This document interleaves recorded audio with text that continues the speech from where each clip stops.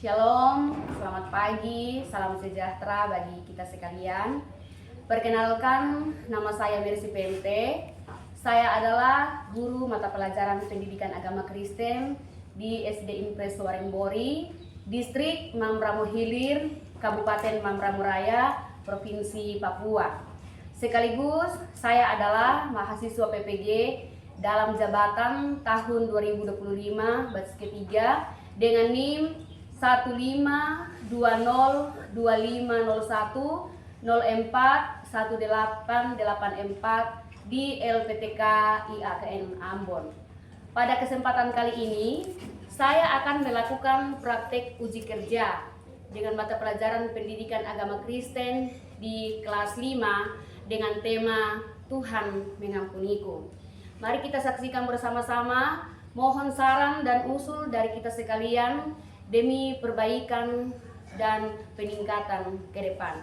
Demikian perkenalan saya. Terima kasih. Tuhan memberkati. Selamat pagi semua. Pagi. Bagaimana hari ini? Baik? Baik. Sehat? Sehat. Siap untuk belajar? Siap. Puji Tuhan ya, pagi ini seperti biasa kita akan melakukan pembelajaran kita. Namun seperti biasa sebelum kita belajar, apa yang harus kita lakukan dulu? Berdoa. Oke, kalau begitu teman yang bertugas di pagi hari ini untuk memimpin kita dalam doa dipersilahkan maju ke depan. Oke, teman Seri silakan maju. Silakan. Ya baik, saya dengan teman-teman saya untuk berdiri untuk menyanyi lagu yang berjudul Aku Anak Raja. 1, 2, 3. Aku anak raja, engkau anak raja, semua anak raja. Aku anak raja, engkau anak raja, semua anak raja. Kaki disentak-sentak, pinggul digoyang, goyang tangan dilambai-lambai, putar badan. Kaki disentak-sentak, pinggul digoyang, goyang tangan dilambai-lambai, putar badan. Baik, kita belajar, mari kita berdoa. Berdoa mulai. Tuhan, kami mau belajar, jagalah kami, lindungilah kami, dan juga jagalah kita Bu Mei, karena dari tiap hari dia berkarya dengan beton, beton tak pernah dengar. Tuhan, jagalah kami mau belajar dengan Mei. Haleluya, amin. Amin. Silakan duduk. Sebelum kita lanjut dengan materi kita hari ini, ketua kelasnya ada temannya yang tidak hadir hari ini? Semua hadir. Semua hadir. Semua masih ingat toh kesepakatan kelas yang kita sudah sepakati bersama? Hal-hal apa saja yang harus kita perhatikan ketika pembelajaran sedang berlangsung? Ya, semua masih ingat toh? Masih. Ya. Ada berapa poin? Tolong diperhatikan supaya pembelajaran hari ini bisa berjalan dengan baik. Itu ada 4 tujuan yang akan kita capai setelah pembelajaran kita di hari ini. Yaitu yang pertama, setelah kita belajar tentang Tuhan pengampuniku, hal yang pertama yang hendak kita capai yaitu kalian bisa menjelaskan apa itu pengampunan atau makna pengampunan itu apa. Terus yang kedua, setelah belajar materi hari ini, kalian bisa menceritakan tentang kisah Sakeus dari Lukas 19 ayat 1 sampai ayat yang ke-10 nanti ya. Terus yang berikut, kalian bisa mengidentifikasi atau kalian bisa menulis nanti dalam kegiatan kelompok. Kalian bisa mengidentifikasi nama-nama atau tokoh-tokoh dalam Alkitab yang mempunyai sifat mau mengampuni. Ya, nanti itu dalam tugas kelompok. Terus yang terakhir, nanti kalian bisa merefleksikan lewat doa, dan nanti ada tugas perorangan individu. Nanti menulis sebuah doa yang berisi tentang pengampunan. Bisa bagi dulu, mari kita semua bangkit berdiri. Semua berdiri. Kita tepuk semangat dengan versi yang terbaru ya. Oke, silakan. Teman Reni berdiri ya. Oke, kita jaga jarak, ayo atur jaraknya, jangan sampai sebentar bersenggolan. Oke. Tepuk semangat ya.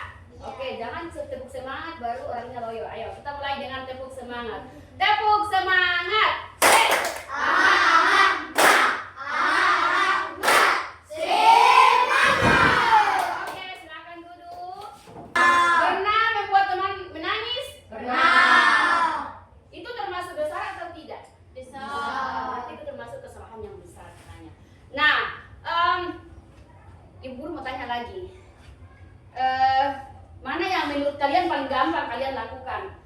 Memberi maaf atau meminta maaf? Meminta maaf. Di sana meminta, di sini memberi. Beda-beda ya kan, beda-beda toh?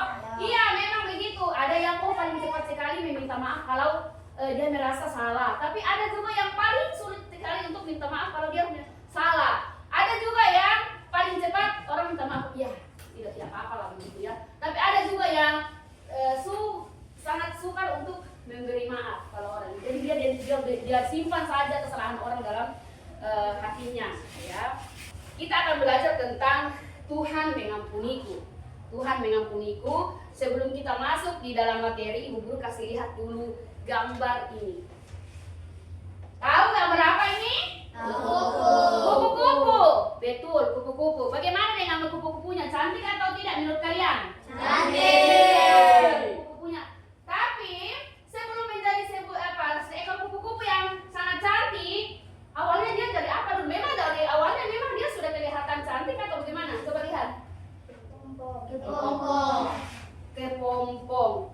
Itu kalian suka lihat ulat ke tidak? Tidak. Tidak. Ya, kalau lihat ulat itu kalian belai-belai dia kah, pegang-pegang dia atau langsung ini sebab dia mati? Ini sampai mati. Suka lihat ulat? Tidak. Ya, jadi ini kupu-kupu ini sebelum menjadi seekor kupu-kupu yang sangat cantik, dari awalnya itu sesuatu yang tidak bagus begitu menurut kita ya, sesuatu yang kayak dia tidak terlalu menarik kita begitu ya. Bahkan sampai karena kita tidak suka, bahkan sampai kita ambil kayu, bagaimana caranya supaya dia jauh dari kita ya. Tapi ketika dia sudah menjadi seekor kupu-kupu, itu sangat menarik. Lihat nih gambarnya, sangat menarik toh. Dari bentuk bahkan dari warnanya itu sudah sangat menarik. Nah, demikian juga dengan materi kita di hari ini. Ya, kita akan melihat apa yang terjadi pada diri seseorang yang ada dalam Alkitab yang bernama Zakeus. Seseorang yang digambarkan dia adalah orang yang tidak baik lah begitu ya menurut orang pada saat itu. Tapi supaya lebih jelas, supaya lebih tahu siapa sebenarnya itu Zakeus dengan apa yang terjadi pada diri Zakeus, mari Ibu Guru silahkan semua bawa Alkitab. Bawa. Oke, semua bawa Alkitab. Silakan buka kitab Lukas. Ya. Silakan buka kitab Lukas. Sudah dapat? Sudah. Pasal 19 sudah? Sudah. Ayat 1 sampai ayatnya yang ke-10. Perikopnya itu tentang apa? Zakeus. Oke, mari kita baca. Mari baca. Ibu Guru kasih kesempatan 2 menit, bisa ya? Bisa. Oke, silakan baca mulai sekarang 2 menit. Baca, pahami isi perikopnya. Ya.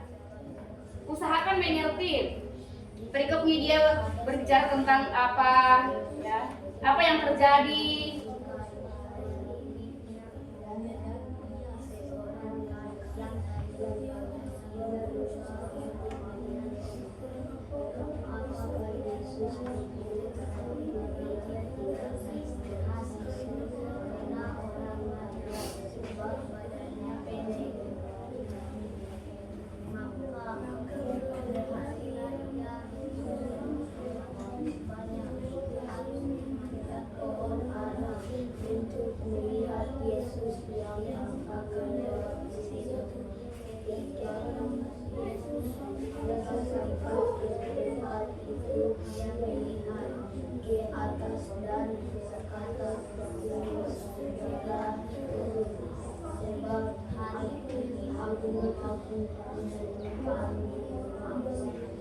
Lalu Zakeus segera turun dari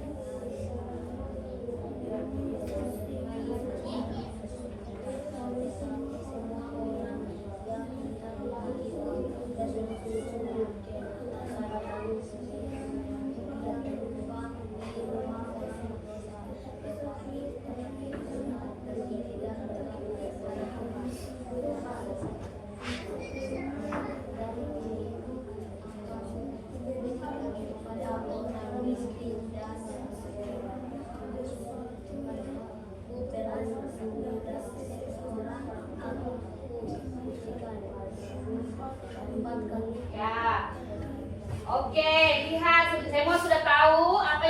terjadi dengan Sakeus menurut perikop dari Lukas 19 ayat 1 sampai 10. Jadi Sakeus itu siapa menurut pembacaan yang baru saja dibaca? Sakeus itu siapa kira-kira? Apa pekerjaan Sakeus? Dia adalah seorang kepala atau bosnya pemungut cukai, ya, bosnya. Terus dia miskin atau dia kaya menurut pembacaan? Dia kaya karena dia kan bos toh, jadi dia kaya. Terus bagaimana dengan postur tubuhnya? Dia tinggi atau dia pendek? Nah, pada saat itu di tempat Sakeus berada, orang mendengar bahwa ada seseorang yang datang ke tempat mereka, ya, atau ke kota mereka, yang bernama Yesus. Nah, karena berita tentang Tuhan Yesus itu, ketika orang mendengar dengan apa yang mujizat yang dia lakukan, memberi makan sekian banyak orang, menyembuhkan orang yang sakit, bahkan orang yang sudah mati pun, sudah meninggal itu bisa dibangkitkan, maka berita itu begitu menggemparkan sehingga ketika mereka dengar bahwa Tuhan Yesus ada di tempat mereka saat itu, begitu banyak orang yang hendak melihat Tuhan Yesus saat itu. Namun dengan kondisi tubuhnya si Sakeus yang pendek, dia juga berusaha ingin melihat Tuhan Yesus itu seperti dia punya bentuk tubuh itu seperti apa, mungkin begitu tuh Tuhan Yesus itu seperti apa, macam artis yang datang toh.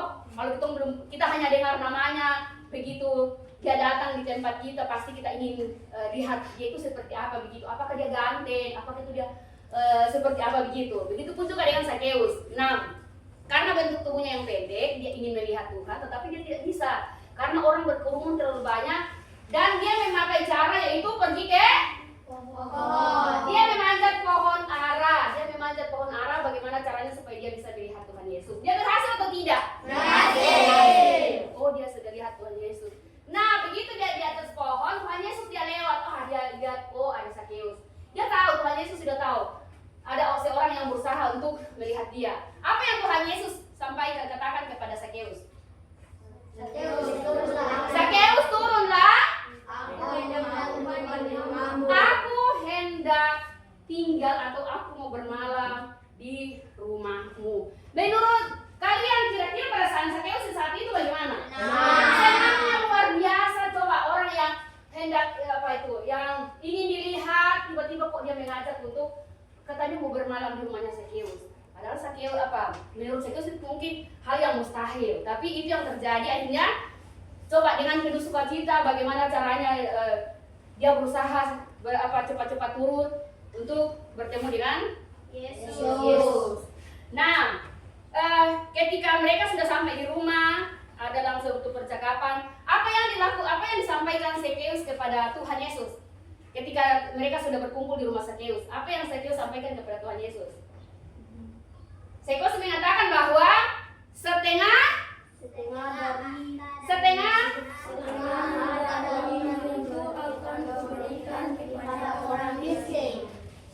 dari harta Sakeus. Padahal Sakeus itu kan orangnya kaya. Setengah dari hartanya, berarti dia tidak pikir-pikir lagi. Ya, dia tidak berpikir lagi bahwa nanti saya dikurangan, nanti saya begini kalau saya kasih sebagian ke orang miskin. Jadi dia sudah berkomitmen bahwa setengah dari hartanya dia akan berikan kepada orang miskin. Terus apa lagi yang dia sampaikan? Bahwa ketika ada sesuatu yang dia peras dari orang-orang, dia akan kembalikan berapa kali lipat di situ? 4 kali lipat. 4? Iya. Di sini bilang 4. Tadi di sini bilang 4. Yang dibaca berapa? 4 kali lipat. Kalau di sini yang tadi dibaca berapa? Ismail, berapa tadi yang dibaca ini? Berapa kali lipat? 4 kali lipat. Coba kalau dia peras dari orang 10, nanti dia kasih kembali 4 kali lipat, berarti dia kasih kembali 40 dalam jumlah yang lebih banyak lagi. Coba bagaimana perubahan yang terjadi pada diri Sakeus ketika dia sudah berjumpa dengan Tuhan Yesus. Ada perubahan yang sangat luar biasa karena Sakeus begitu bersukacita. Tuhan Yesus mau menerima keadaan Sakeus saat itu, ya. Nah, kita lihat juga di dalam Alkitab eh, bangsa mana yang sekalipun dia berbuat salah, sekalipun dia selalu bersungut-sungut kepada Tuhan, namun Tuhan selalu mengampuni dia, mengampuni bangsa itu. Seperti halnya Sakeus yang menurut orang-orang pada saat itu orang-orang berdosa seperti Sakeus itu. Karena apa? Suka memeras mungkin, ya. Jadi kalau pajak yang harusnya mereka minta atau mereka tagih dari masyarakat mungkin hanya 25.000, mereka bisa naikkan sampai 30.000 mungkin. Makanya masyarakat saat itu tidak terlalu suka dengan pekerjaan si Sakeus begitu. Ya, jadi mereka dianggap orang tidak baik, orang berdosa. Dan mereka sadar seperti Sakeus kan, dia sadari ya jika ada yang dia peras. Tapi begitu Tuhan mau mengampuni mereka, mau menerima kebenaran hidup mereka, mereka bisa berubah. Nah, begitu pun juga dengan pernah dengar bangsa Israel? Pasti bercerita. Iya. Bangsa Israel ketika dia keluar dari tanah Mesir hendak menuju ke tanah Kanaan. Apa yang sering terjadi di dalam kehidupan mereka? Mereka pasti lapar, mereka haus, pasti mereka capek apa segala macam hal yang karena perjalanan yang begitu jauh ya dan begitu lama. Ketika mereka lapar, Tuhan tidak kasih biar orang. Mereka dikasih mana yang tidak perlu mereka masak, tidak perlu mereka mencari, mereka dikasih mana dengan percuma dan mereka bisa kenyang. Namun apa yang terjadi? Mereka masih membuat patung lembu emas dan mereka menyembah patung itu, bukan menyembah Tuhan, tapi mereka menyembah patung yang mereka buat. Mereka bersungut-sungut. Padahal mereka sadar bahwa dalam perjalanan dari Mesir menuju ke tanah Kanaan itu Tuhan saja yang memelihara mereka. Tapi mereka masih tetap menyembah patung yang mereka buat. Mereka masih bersungut-sungut segala macam, mereka mau seperti ini, maunya biar sudah lebih baik kita tinggal di Mesir sana, kita keluar dari sana, kita mau mati di perjalanan, segala macam hal mereka buat. Tapi apa? Tuhan masih tetap mengampuni mereka. Karena apa kira-kira alasannya? Karena Tuhan itu adalah Maha Kuasa dan Maha Pengasih dan Maha Pengampun. Ya. Jadi Tuhan itu dia lihat, wah ini dia berdosa, kasih dia saja, tidak. Tapi Tuhan itu datang ke dalam dunia. Coba lihat tadi di ayatnya yang ke-10. Ayatnya yang ke-10 tadi bunyinya seperti apa? Sebab Anak Manusia datang untuk mencari dan menyelamatkan yang hilang. Karena anak manusia atau dalam hal ini Tuhan Yesus datang ke dalam dunia mencari dan menyelamatkan yang hilang. Siapa yang dianggap hilang itu? Yang mau diselamatkan? Orang berdosa. Siapa yang berdosa? Manusia. Jadi kalau orang berdosa Tuhan tidak kasih dia. Dia sudah berdosa, dia masuk neraka, tidak. Tapi Tuhan berusaha dikasih kembali ke jalan yang benar. Akhirnya Tuhan mencari mereka. Nah, ketika mereka sudah mau bertobat seperti halnya si Sakeus, Tuhan tidak kau sudah berdosa. Tapi Tuhan mengembalikan ke jalan yang benar. Tuhan menerima kembali karena dia mau bertobat. Jadi itulah sifat Tuhan, yaitu Maha Pengampun. Dia mau mengampuni kesalahan orang. Oke, sekarang di dalam kelompok sudah dibagi kelompok. Ini kelompok 1, kelompok 2, kelompok 3. Mendiskusikan nama-nama tokoh dalam Alkitab yang mempunyai sifat mau mengampuni. Satu orang tulis nanti siapa yang ditunjuk untuk membacakan hasil diskusi kelompok, ya. Nih. Ya. Siapa yang ditugaskan untuk tulis? Ya, saya tulis. Tulis setiap kelompok cukup 2 saja. Cukup 2. Nama-nama orang atau tokoh, nama tokoh dalam Alkitab yang kalian tahu yang memiliki sifat mau mengampuni. Ya.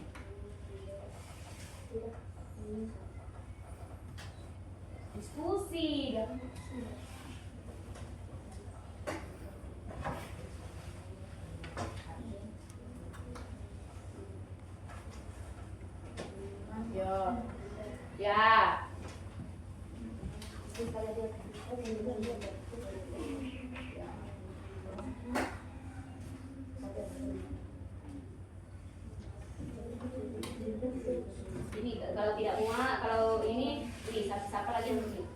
Ya, nanti kalau tidak itu 2 ya, 2.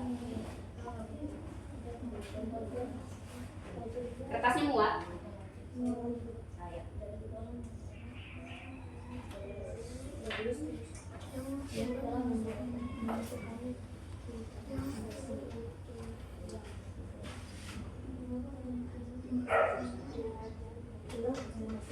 Sekarang kita mulai dari kelompok 1 untuk membacakan jawaban diskusi mereka, hasil diskusi mereka. Silakan kelompok 2 dan kelompok 3 dengar baik-baik. Kalau menurut kalian oh betul ya, tapi mungkin ada yang ketika disebut namanya yang disebut kelompok 1, terus mungkin ada kelompok yang bilang itu salah ya, nanti dikasih tanggapan ya. Coba siapa yang bisa baca dari kelompok 1? Berdiri, bacakan. Kelompok yang lain dengar. Tuhan Yesus meminta pengampunan bagi orang-orang yang menyalibkannya. Kedua, Daud tidak membenci Saul. Menurut kelompok 1, ya silakan duduk. Tepuk tangan dulu buat kelas kelompok 1. Menurut kelompok 1 ada 2 yang mereka tulis, yaitu Tuhan Yesus. Tuhan Yesus dan Raja Daud. Ya, katanya Tuhan Yesus berdoa memohon pengampunan bagi orang-orang yang menyalibkannya. Terus Raja Daud dia tidak membenci Saul. Menurut kalian setuju atau tidak? Setuju. Kelompok 2 setuju. Kelompok 3 Setuju. Oke. Sekarang kita kasih kesempatan untuk kelompok 2 baca. Sehingga berdiri yang dipercaya untuk melaporkan. Nomor 1, Stefanus, dia meminta pengampunan bagi orang yang telah merajamnya. Nomor 2, Yusuf. Yusuf mau mengampuni saudara-saudaranya. Sudah? Tepuk tangan buat kelompok 2. Ya.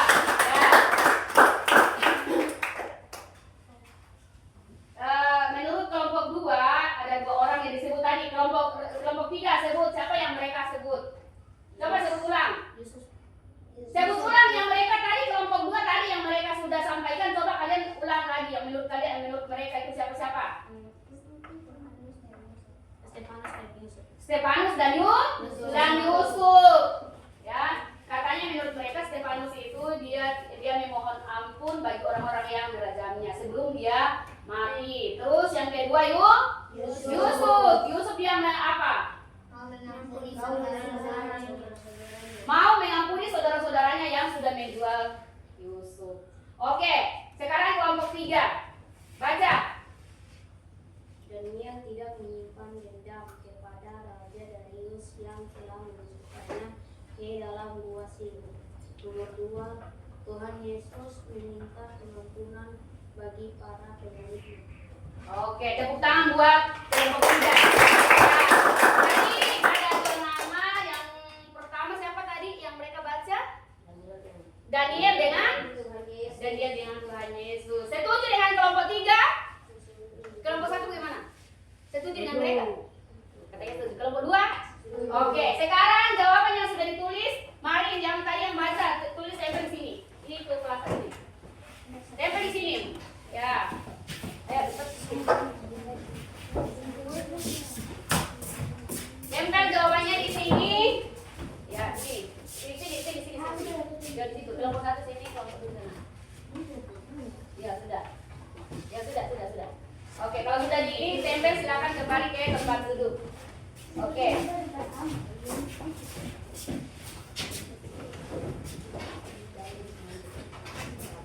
Ayo semua berdiri, atur jaraknya. Oke. Kita goyang-goyang sedikit biar otot-otot ini dia tidak kaku ya, jangan tegang apa. Kita goyang-goyang sedikit dengan lagu tangan ke depan. Semua tahu toh tanganku ke depan, tahu toh? Tahu. Oke, baik. 1 2 3. Tanganku ke depan, tanganku ke belakang, tanganku ke depan dan digoyang-goyang sampai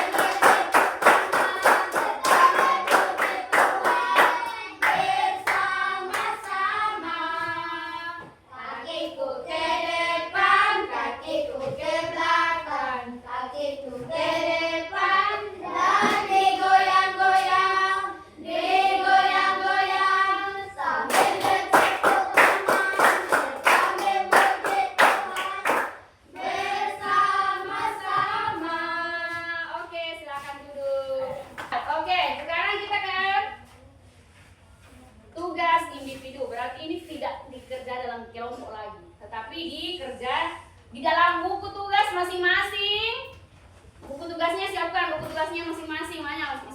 tugas. Buka buku tugasnya, siapkan. Pertanyaannya. Bentar, atau tidak ya pertanyaannya? Bisa baca? Bisa. Oke, nomor 1, siapakah Sakeus itu? Nomor 2, bagaimana hidup Sakeus ketika dia berjumpa dengan Yesus? Nomor 3, siapa yang bersungut-sungut kepada Tuhan? Bangsa mana yang bersungut-sungut? Terus keempat, mengapa Tuhan Yesus mau mengampuni bangsa itu? Yang kelima, ceritakan perasaanmu. Kerja, ayo jawab di bukumu. Arjen waktunya. Kerja, ayo. Siapakah Sakeus itu? Bagaimana hidup Sakeus ketika ia berjumpa dengan Tuhan Yesus? Bangsa mana yang sering bersungut-sungut kepada Tuhan Yesus? Kalau tadi simak waktu Ibu menjelaskan, susah tulis jawabannya, ya. Bangsa mana yang sering bersungut-sungut? Terus mengapa Tuhan Yesus mau mengampuni bangsa itu? Yang keempat. Yang kelima, ceritakan perasaanmu. Jika kamu berbuat salah, terus minta maaf dan orang lain memaafkan kalian. Bagaimana perasaanmu? Ini dia, menceritakan kembali. Tadi 10 ayat yang dibaca, 10 ayat dari kitab Lukas. Sakeus itu. Siapa yang bisa? Melani, bisa? Ya, silakan Melani. Yang diingat tadi kisah tentang Sakeus.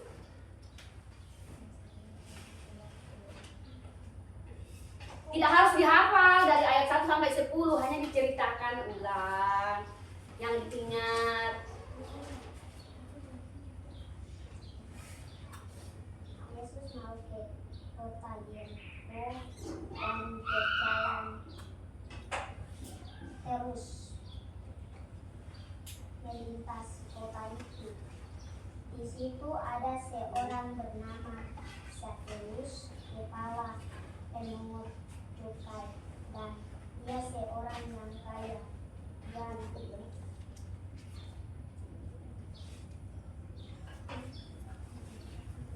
Iya, gitu.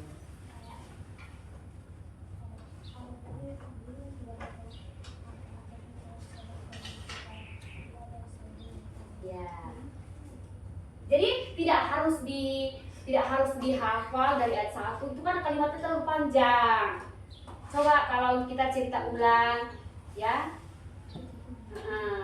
Coba. Menurut cerita tadi yang kalian baca, terus kisah Sakeus tadi yang kalian baca di kitab Lukas, terus yang tadi sempat dengar Ibu penjelasan tentang kisah Sakeus, coba diceritakan kembali. Tapi diceritakan kembali tidak dihafal dari ayat 1 sampai 10, tidak dihafal, diceritakan kembali gitu. Ya, singkat saja ya. Sakeus adalah penagih pajak Ya, terus dan badannya pendek. terus Dia apalagi? yang mendengar sekitar orang-orang banyak tentang Tuhan Yesus, dan Terus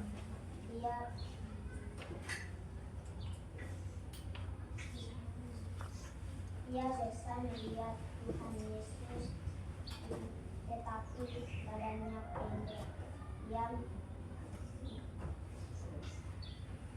memanjat pohon ara untuk melihat Tuhan Yesus, namun tidak ada cara untuk Ismail dan sehingga dia harus dilakukan.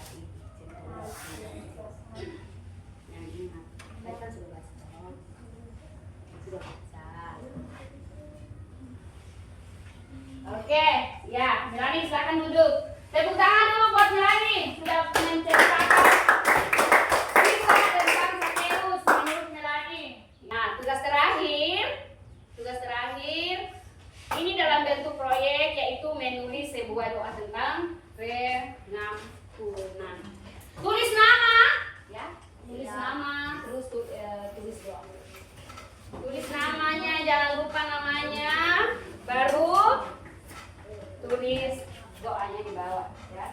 singkat ya.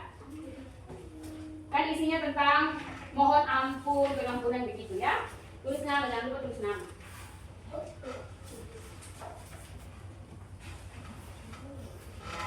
Nah, ibu guru mau ini perlihatkan seperti biasa ya. Setelah belajar materi tentang Sakeus hari ini, yaitu tentang Tuhan mengampuniku, menurut kalian manfaat materi hari ini bagi kalian apa? Ya, manfaatnya bagi kalian apa? Terus adakah apa pesan firman Tuhan yang harus kita lakukan ketika kita kembali ke rumah? Apa pesan firman Tuhan yang kita bahas hari ini yang harus kita lakukan dalam kehidupan sehari-hari? Ya. Terus apakah seluruh materi tentang Tuhan mengampuni hari ini bisa dipahami? Ya. Atau ada materi mungkin yang sulit dipahami? Ya. Terus mungkin ada bagian mana dari materi yang menurut kalian yang kita pelajari hari ini sangat berkesan? Ya. Semua bisa mengerti kan tidak? Tadi? Bisa. Ada yang sulit menurut kalian? Tidak ada. Betul? Oke. Firman Tuhan yang tadi kita baca dari kitab Lukas yang dapat kita lakukan ketika kita kembali dalam kehidupan kita sehari-hari, menurut kalian itu bagian mana dari firman Tuhan tadi yang sudah dibaca? Ya. Oke. Bagian mana dari materi yang tadi menurut kalian itu sangat berkesan bagi kalian ya? Oke.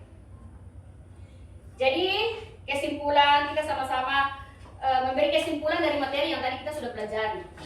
Ya. Jadi dari materi tema Tuhan mengampuniku, kita kesimpulan apa yang akan kita ambil dari tema di hari ini? Ya, kesimpulannya tentang apa kira-kira? Kalau berbuat salah kita harus apa? Mengampuni. Mengampuni. Apalagi minta maaf? Minta maaf.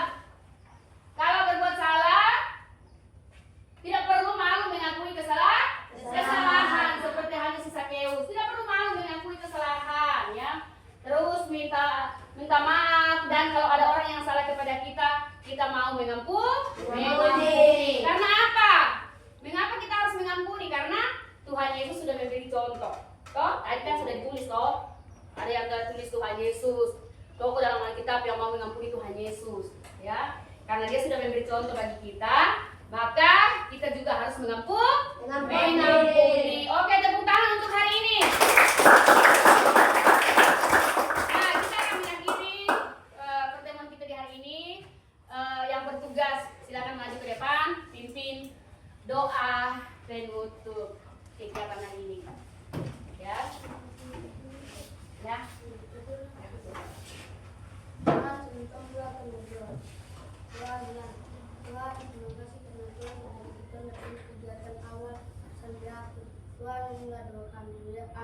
Amin. Tepuk tangan buat